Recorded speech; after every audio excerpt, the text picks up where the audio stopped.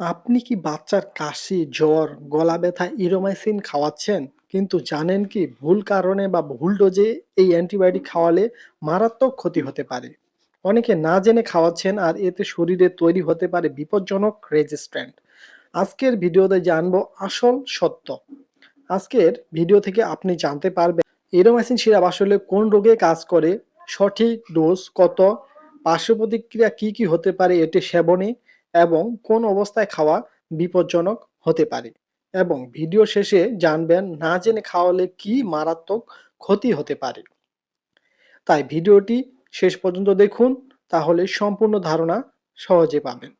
এই ধরনের informative video পেতে চ্যানেলটি সাবস্ক্রাইব করে রাখুন আর ভিডিওটি উপকৃত মনে হলে একটি লাইক ও শেয়ার করে অন্যকে দেখার সুযোগ করে দিন।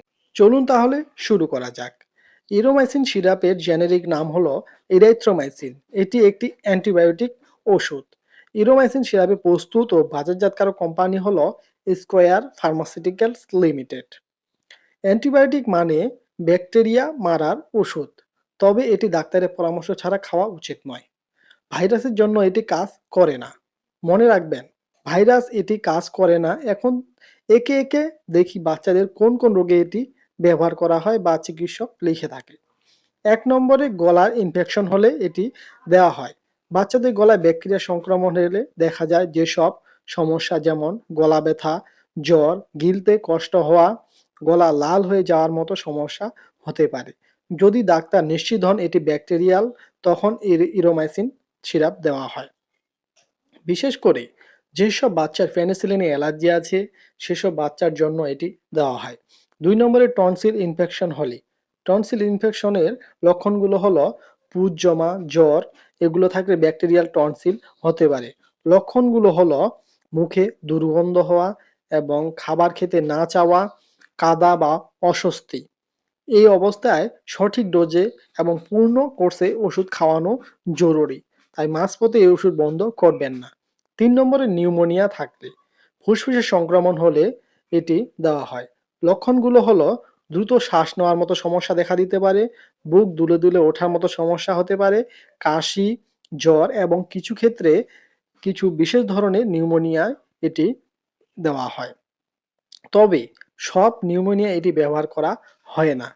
৪ নম্বরে কানের ইনফেকশন হলে, শিশুদের খুব কমন একটা সমস্যা। লক্ষণগুলো হলো কান ধরে কান্না করা এবং জ্বর, সাথে রাতে বেশি কাদা, এতে করে কখনো কান থেকে পানি বের হওয়া। এ ধরনের সমস্যায় হয় যদি ব্যাকটেরিয়াল ইনফেকশন হয়, তখন ডাক্তার অ্যান্টিবায়োটিকটি দিয়ে থাকেন। ৫ নম্বরে ত্বকে ব্যাকটেরিয়াল সংক্রমণ হলে যেসব লক্ষণ দেখা দিতে পারে তার মধ্যে হচ্ছে ফোড়া, ইনফেক্টেড ঘা এবং লাল ফুলে যাওয়া জায়গা। যদি ব্যাকটেরিয়া দায়ী হয় তখন এই ওষুধ ব্যবহার করা হয়। ৬ নম্বরে কিছু ক্ষেত্রে টাইফয়েডের সমস্যায় এটি দেওয়া হয়। বর্তমানে টাইফয়েডের জন্য অ্যান্টিবায়োটিক বেশি ব্যবহৃত হয়, তবে বিশেষ পরিস্থিতি ইরোমাইসিন দেওয়া হতে পারে। এটি প্রথম পছন্দের ওষুধ নয়, তাই যে কোনো ওষুধ সেবনের পূর্বে চিকিৎসকের পরামর্শ নিতে হবে। ৭ নম্বর ডিপথেরিয়া রোগে এটি দেওয়া হয়। ডিপথেরিয়া জীবাণুর কারণে যেসব লক্ষণ দেখা দিতে পারে, যেমন গলায় সাদা আস্তরণ দেখা, শ্বাসকষ্ট এবং জ্বর, সাথে এটি একটি গুরুতর রোগ এবং দ্রুত চিকিৎসার প্রয়োজন হতে পারে। এখানে ইরিথ্রোমাইসিন চিকিৎসকের পরামর্শ অনুযায়ী দেওয়া যেতে পারে। ৮ নম্বরে হুপিং কাশি। হুপিং কাশি বলতে বোঝায় যেসব লক্ষণ দেখা দেয় দীর্ঘদিন ধরে খিঁচুনির মতো কাশি, কাশির পর বমি হওয়া, শ্বাস নিতে কষ্ট এবং শুরুতেই অ্যান্টিবায়োটিক দিলে সংক্রমণ ছড়ানো প্রতিরোধ করা যায়। সব জ্বর বা কাশিতে অ্যান্টিবায়োটিক দরকার হয় না, তাই চিকিৎসকের পরামর্শ নিতে হবে। নিজে থেকে শুরু করা ঠিক নয়। ডোজ শিশুর ওজন অনুযায়ী ঠিক করতে হয় বা চিকিৎসক ঠিক করে থাকে। পুরো কোর্স শেষ করা জরুরি। একবার সিরাপটি খাওয়ানো শুরু করলে পুরো কোর্সটি শেষ করতে হবে। অভিভাবকদের সবচেয়ে বড় ভুল হচ্ছে ২-৩ দিন খাওয়ানোর পরে যদি ভালো হয়ে যায় তখন এই ওষুধটি বন্ধ করে দেয়। এতে ভবিষ্যতে শক্তিশালী ও অ্যান্টিবায়োটিক কাজ নাও করতে পারে। সর্দি কাশি বা সাধারণ ভাইরাল জ্বরে এটি কাজ করে না। এছাড়াও ডোজ যেভাবে আরও নির্ধারণ করা যেতে পারে, যেমন শিশুর বয়স দেখে, ওজন অনুযায়ী এবং ইনফেকশনের ধরন অনুযায়ী। সাধারণত দিনে ২ থেকে ৪ বার দেওয়া হয়। কিন্তু নিজের ইচ্ছেমতো ডোজ পরিবর্তন করা বিপজ্জনক হতে পারে। এখন জানুন সম্ভাব্য পার্শ্ব প্রতিক্রিয়া। বমি বমি ভাব, পেট ব্যথা, ডায়রিয়া, র্যাশ, অ্যালার্জি খুব কম ক্ষেত্রে সমস্যা। হার্ট রিদমের সমস্যা বিশেষ রোগীদের ক্ষেত্রে। যদি বাচ্চা শ্বাসকষ্ট, মুখ ফুলে যাওয়া বা তীব্র অ্যালার্জি হয় সঙ্গে সঙ্গে চিকিৎসকের কাছে যান। কখন খাওয়ানো উচিত নয়, যেসব ক্ষেত্রে এটি সতর্কতা দরকার। এবং পূর্বে ইরাইথ্রোমাইসিন বা ইরোমাইসিন খাওয়ালে অ্যালার্জি হয়, এই জন্য এটি খাওয়া যাবে না। গুরুতর লিভারের রোগ থাকলে এটি খাওয়া যাবে না। কিছু হার্টের ওষুধের সাথে একসাথে এটি খাওয়া যাবে না। আপনার বাচ্চাকে কি কখনো ডাক্তার ছাড়া অ্যান্টিবায়োটিক খাওয়ানো হয়েছে? কমেন্টে জানাবেন আপনার অভিজ্ঞতা। এখন জানুন গুরুত্বপূর্ণ তথ্য। অ্যান্টিবায়োটিক কোর্স অসম্পূর্ণ রাখলে ব্যাকটেরিয়াল পুরোপুরি মরে না।